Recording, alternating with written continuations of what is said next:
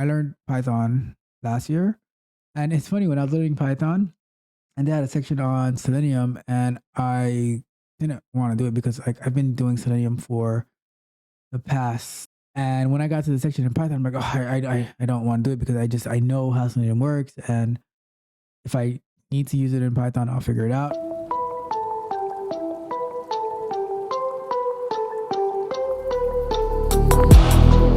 And yeah, so it's which one is better? I don't think there's one that's better. I learned Python last year, and it's funny when I was learning Python, and they had a section on Selenium, and I didn't want to do it because like I've been doing Selenium for the past over 10 years. No, not 10 years. I've been doing Selenium for the past 8 years, right? I've been doing automation for like the past 10 or 11 years, maybe even 12, but Selenium for like the past 8 years. And when I got to the section in Python, I'm like, oh, I don't want to do it because I know how Selenium works, and if I need to use it in Python, I'll figure it out. And now I use it every day because I am primarily coding in Python, and I'm doing automated tests. So I really do enjoy Python. I'm figuring out a lot of things. There's a lot of packages, and to me, it's a lot quicker to set up, and it is when it comes to like data, it's a lot more powerful. So imagine if you wanted to incorporate something like machine learning with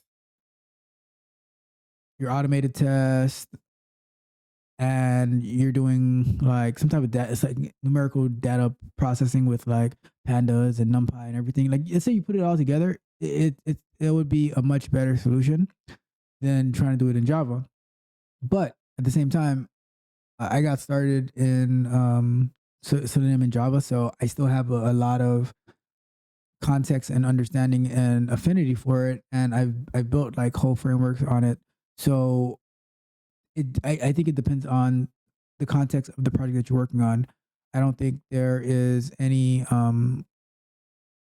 I like you can't be hardcore. Oh, I'm Python or nothing, or I'm Java or nothing, or I'm C# or nothing. It's learn the code base and adapt to the situation. Use the best tool for what you're working on. You don't use a hammer for everything. You don't use a screwdriver for everything. You don't use a drill for everything. Like I have this impact drill, and sometimes when I use it for something that I probably shouldn't use it for, it's too strong and it messes it up, and I'm like, oh crap, I shouldn't have used it. So it's about using the right tool for the job, right? So keep that in mind, and I think that's a good signing off point.